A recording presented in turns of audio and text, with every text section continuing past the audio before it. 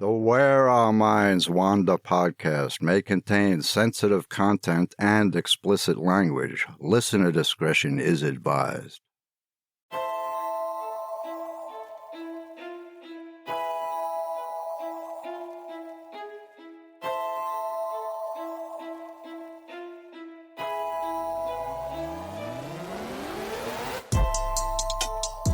Greetings, fellow wanderers, to the places our minds wander. Where strange lights speed beyond reason across a clear night sky. The house at the end of the road where disembodied voices whisper and strange noises make the living shiver.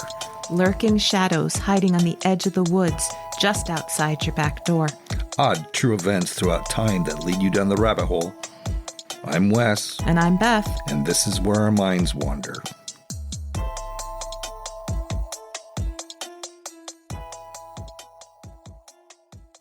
Hello and welcome to Where Our Minds Wander, all you fellow wanderers.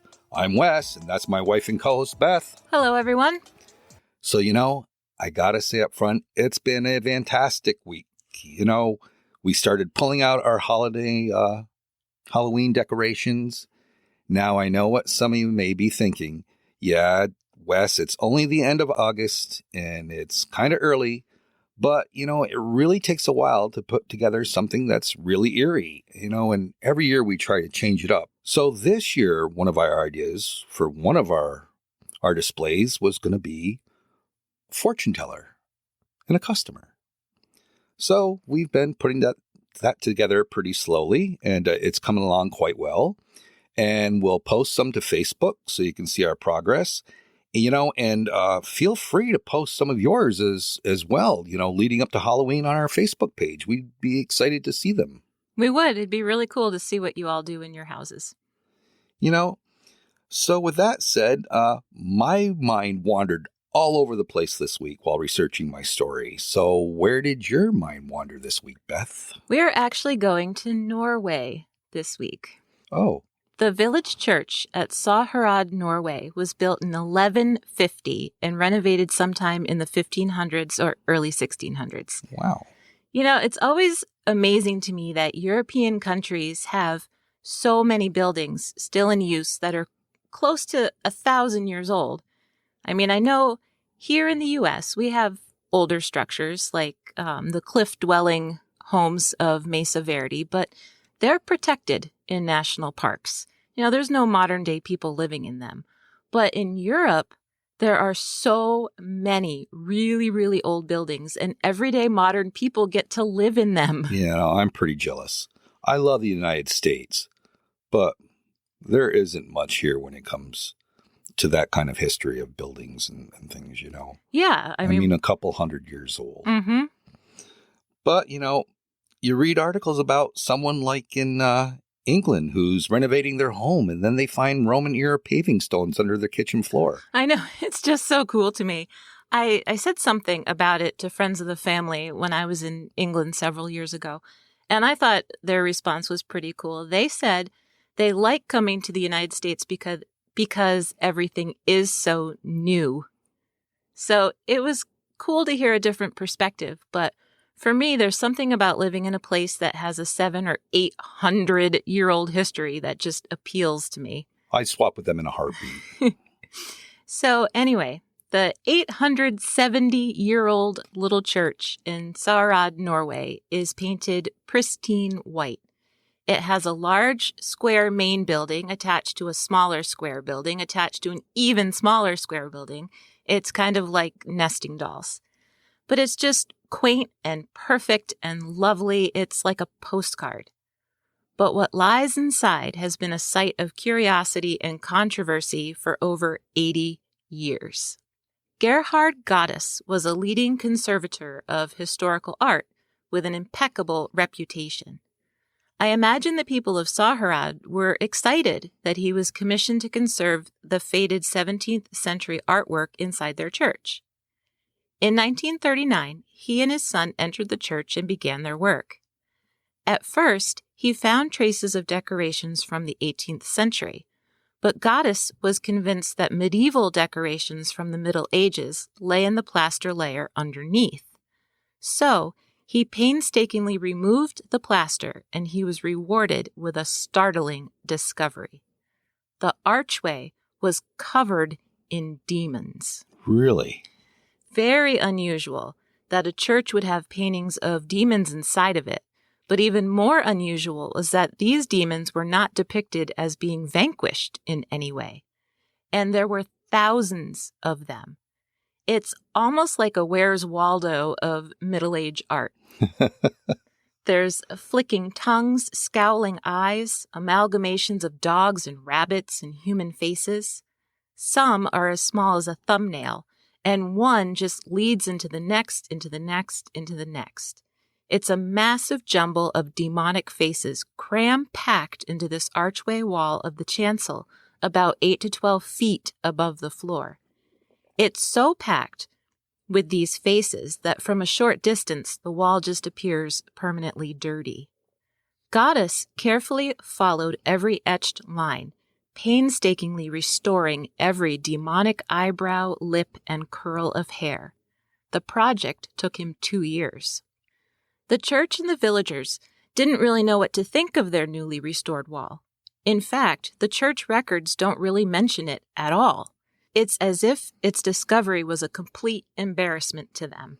And it would be. Imagine finding an entire wall of demons staring at you inside your centuries-old church.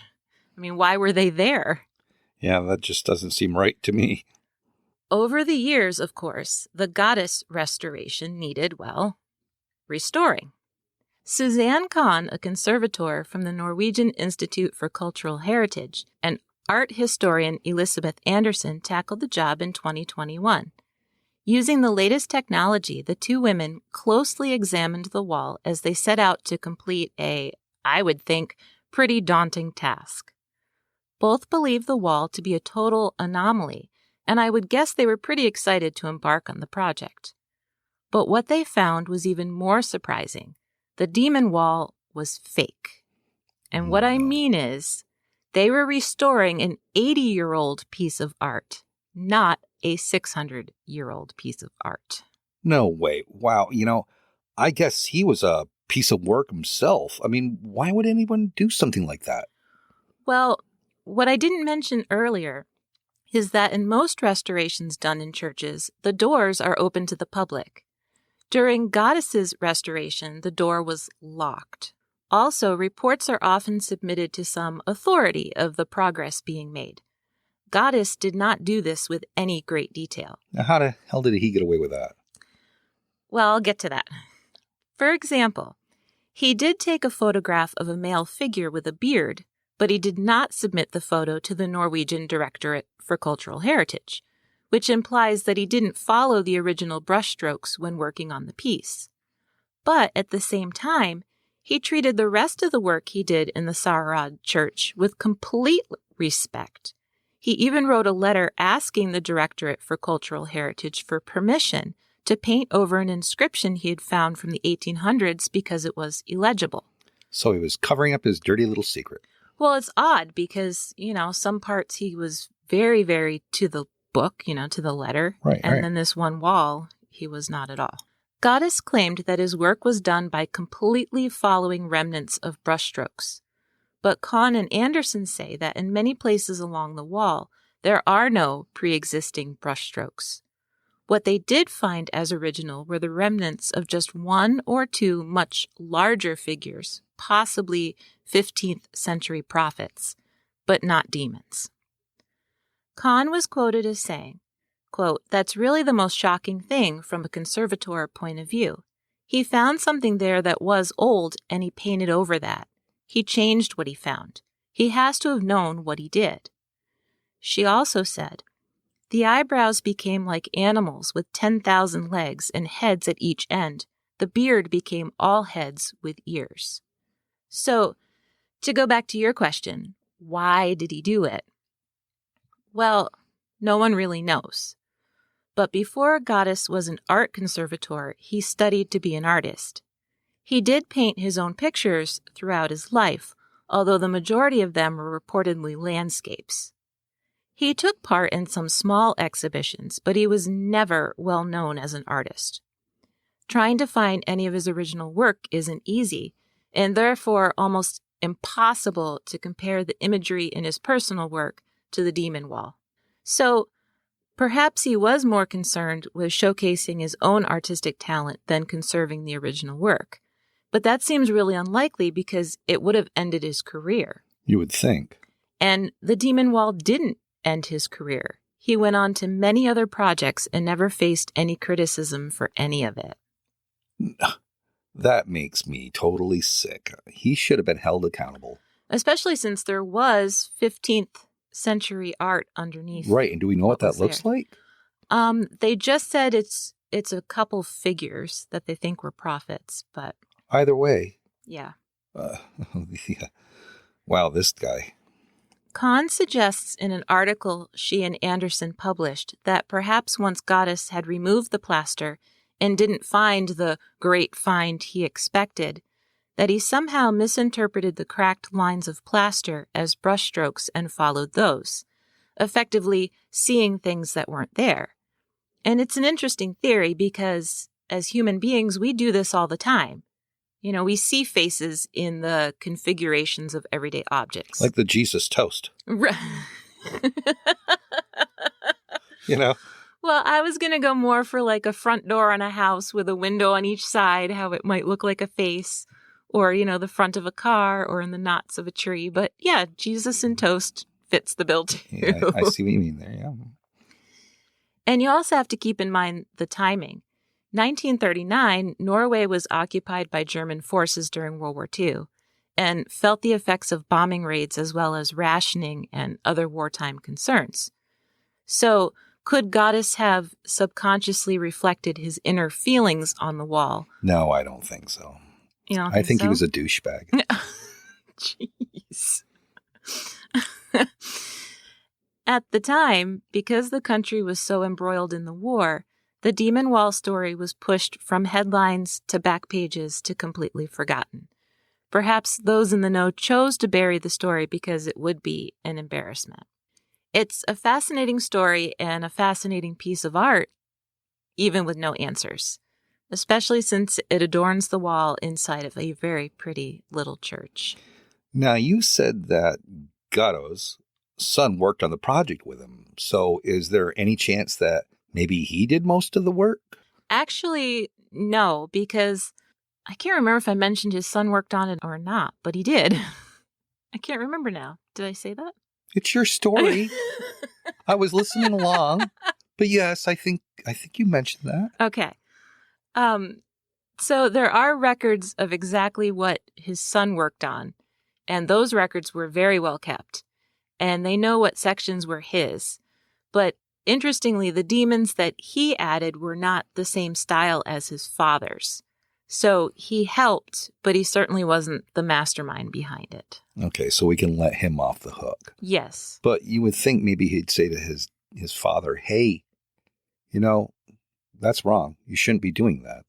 Yeah, I don't know what was going on. I mean, I'd love to know. Yeah, and I don't think we will. I mean, they've looked through his journals and papers, and he doesn't show any signs of any sort of mental health issues like schizophrenia or anything like that, because they say it's almost as though, I mean, I know I made a joke when I said the Where's Waldo, but it's almost as though it's like a frenetic, you know, kind of can't stop sort of drawing, you know, but they can't prove anything. Maybe he was taken over by demons. Maybe.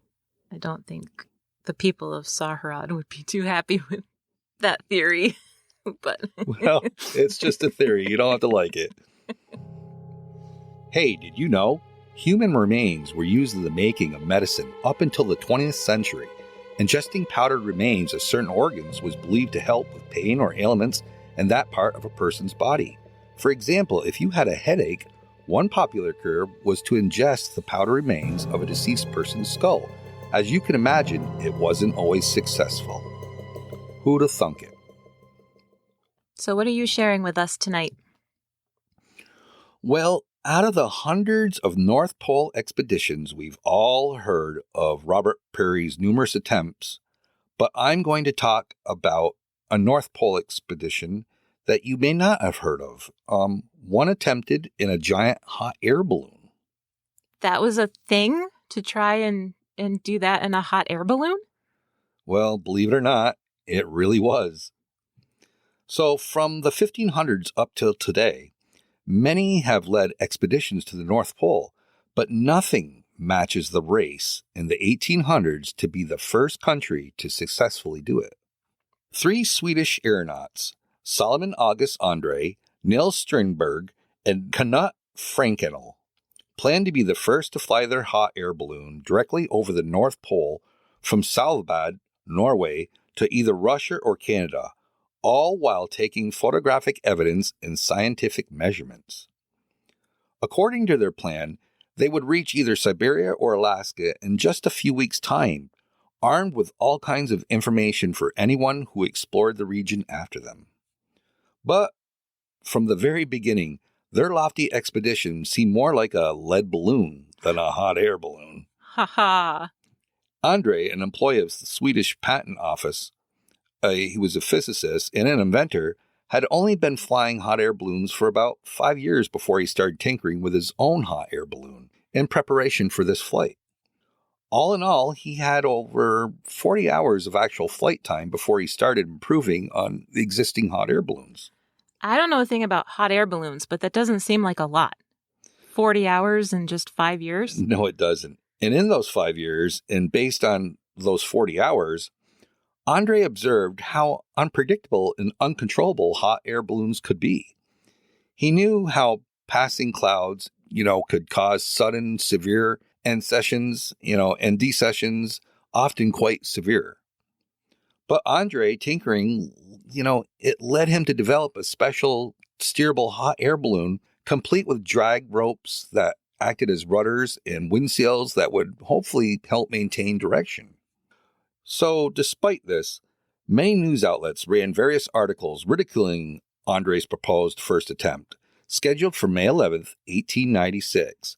The Albany Express, based in Albany, New York, pointed out that not only the balloon's construction was in question, but the probable survival of the 3-man crew was unlikely also.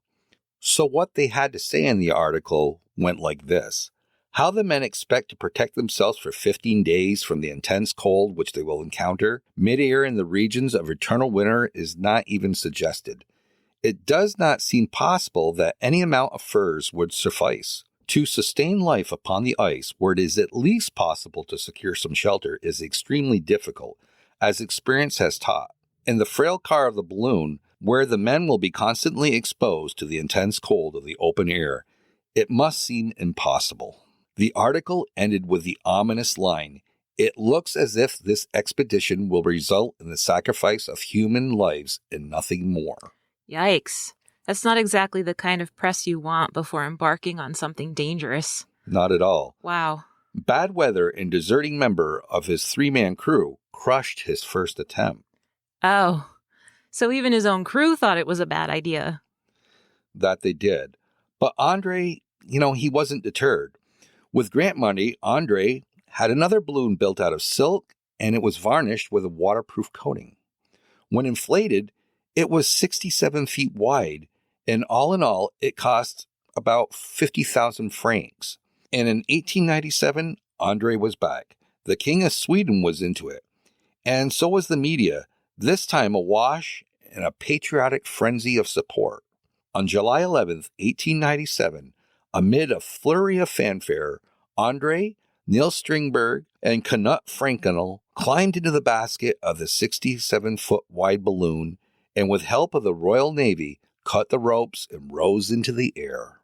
But what few people realized is that within a few minutes, the balloon dipped. Ballast had been thrown over, and some of the remaining ropes got tangled up and then fell off. The balloon dipped so low that its basket touched the water. Oh. But the balloon kept going, and the 3 men sailed off into the distance, heading 650 miles away to the geographic center of the North Pole, or so they thought. Andree believed that they would reach their destination in just 43 hours, and they followed their plan for communication using floating cork buoys, encapsulating handwritten notes, and carrier pigeons to get messages back to civilization. That's so cool. The whole thing sounds So surreal to me, these explorers floating above the snow, dropping messages in bottles. Yeah, and the first note was dropped just a few hours after takeoff, containing the report. Our journey goes well so far. We sail at an altitude of 250 meters. Weather delightful, spirits high. A few hours later, another message was dropped, updating the location and altitude. 2 days later, a carrier pigeon arrived in Norway with a location update. And then, nothing. For weeks. When a few months had passed, and no balloon came sailing into Siberia or Alaska, people began to wonder, where were they? Did they even make it to the North Pole? Were they still out there somewhere in the frozen Arctic? People did search, but nothing was found other than the occasional reported sightings. In 1899, Siberian villages claimed a balloon was seen, and when investigators came, they did find 3 corpses in a hut, but they were not Andree and his crew. There were even reports that Eskimos had attacked and killed them. It kind of turned out to just be a nasty rumor, of course. So do we know what happened to them? Well, no one knew for 3 decades, but in August of 1930, a sealing expedition landed at White Island, which is part of Norway, and it sits on the same latitude as where the balloon expedition had launched, but 260 miles due east. It's pretty inhospitable, and the seal hunters hoped it would be a great spot for catching seals. But instead, they came across a piece of frozen aluminum, and beneath that, a boat. And with the boat was the headless body of Andree. Oh, no.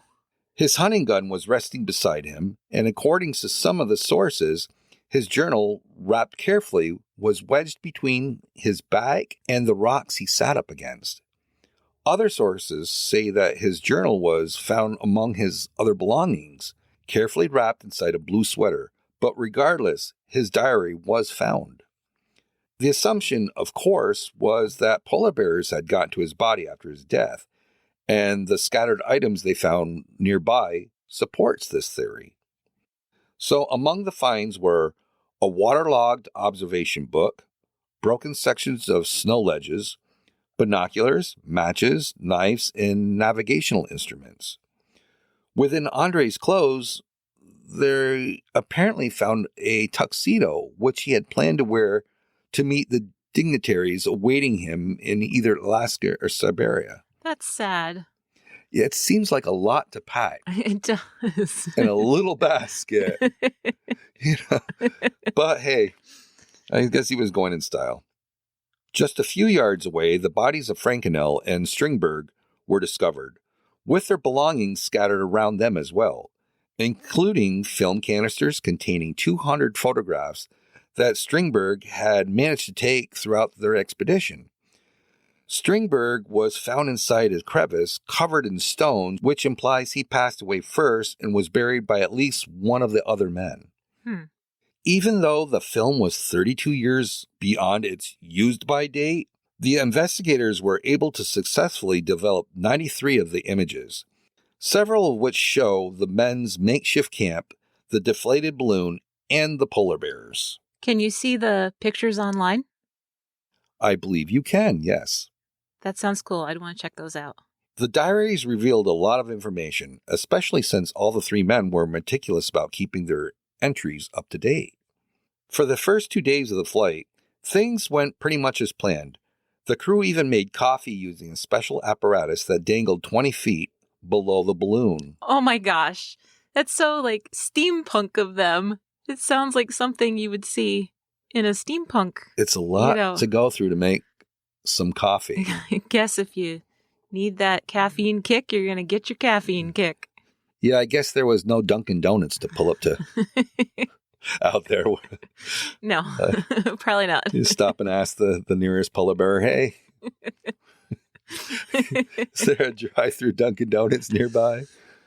They lost a good wind current for a while, but when it did reappear, it caused some serious concerns.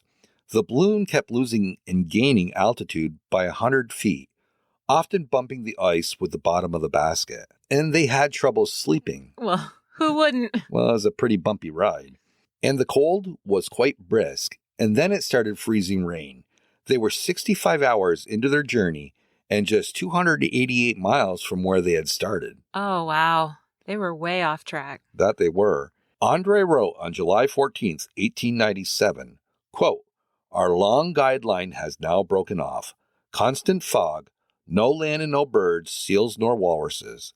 6:20, the balloon rose to a great height, but we opened up both valves and we were down again at 6:29. 8:11 p.m., we jumped out of the balloon," end quote. Yikes. After 8 days on the frozen, barren land, they decided to head southeast, but not before shooting at a polar bear first. They filled their sledges with about a third of their food and equipment and continued on foot. On a side note, their spirits still seemed remarkably high at this point. Andree even wrote in his journal about his opinion of polar bear meat, calling the ribs excellent and the heart and brain and kidneys very palatable. Yeah, no thank you. I mean, you got to do what you got to do. And if I'm out there and that's all I've got, then that's what I'm going to do. Well, But I don't know. they had to be a good shot because, I wouldn't want to be out there and shoot and miss this polar bear because where the hell are you going to run to? Right, exactly. The polar bear can get you anywhere on land and in the water. Steinberg apparently experimented with different ways to prepare polar bear meat by frying it, boiling it, and soaking it. Luckily for them, they knew that the polar bear livers could make them sick or possibly kill them, so they left that part alone. Huh. By the 3rd of August, though, Steinberg's lunar observations revealed that they had only managed to walk 33 miles. It didn't help that the ice floes were constantly moving, and it was a struggle to walk faster than the floes were traveling in the opposite of direction of where they wanted to go. So they changed course and decided to head for 7 islands instead, estimating it could take another 6 to 7 weeks to reach it. They combated some of the strains of Arctic foot travel by taking opium. Oh, yeah, that was popular back then. Yeah, so they're out on the ice, wandering around, taking opium. I'm talking to polar bears. Probably not. Who knows? I've never had opium, so I can't say what goes on during those, things. Right. And then after 2 months of living in the harsh conditions, there are no more clues. No one knows exactly what happened. Andree's journal, despite his attempt to preserve it, was not completely legible in many places, and the other men had just stopped writing. There's always the chance that polar bears attack them. The bears, though a welcome source of food, were also a constant threat.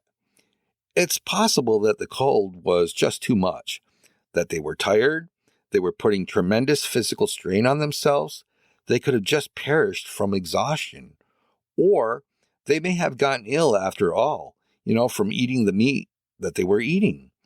Trichinosis is a real possibility also. What researchers do tend to agree on is that Andree and Franken did not survive long after Steinberg succumbed. Since the crew was cremated shortly after being sent home to Sweden, we're never going to know. But I want to leave off with 2 things. First, a journal entry that Steinberg wrote on July 25th, 1897, 11 days after they jumped ship. "We have just stopped for the day. After drudging and pulling the sledges for 10 hours, I am really rather tired, but must first chat a little. I am in excellent health, and that you need not fear for us at all. We are sure to come home by and by." Oh. Then there's Andree's final entry from October 8th, 1897. "It feels fine to be able to sleep here on fast land, as a contrast with the drifting ice out upon the ocean, where we constantly heard the cracking, grinding, and din. We shall have to gather driftwood and bones of whales, and we'll have to do some moving around when the weather permits." That's amazing. I mean, it's sad, but their ambition and optimism and attitudes were they're amazing. They were like these hardy daredevil men that really are are kind of heroes. Well, they certainly were pioneers, and they gave it their best shot, and carried through with their plans. So you have to respect them for that. I think it was a bad idea right from the very beginning, but I really don't know how they thought they could be successful. We're really not having that much time in planning and not having the flight hours to do this. Mm-hmm. But I guess sometimes you gotta, put the risk in to reap the rewards. And after that, there were expeditions done that were successful. Huh. In hot air balloons? Yes. Oh, that's so cool. So, I found this story pretty interesting. It is really interesting. It's nothing I would do, even in this modern day time. Right. It is really cool, though. And I just picture them drinking their little coffees in their freezing their butts off, watching the polar bears as they fly over. The penguins. Well, I guess that about wraps it up for this week's episode. I guess so. And we will see all you wanderers next week. Yeah, we'll see you all on the next episode of Where Our Minds Wander. Take care. Thank you for joining us. We look forward to traveling with you again to the places where our minds wander. If you like what you heard, please take a moment and provide us with a 5-star rating and a comment. It really helps us move up the list so people can find us.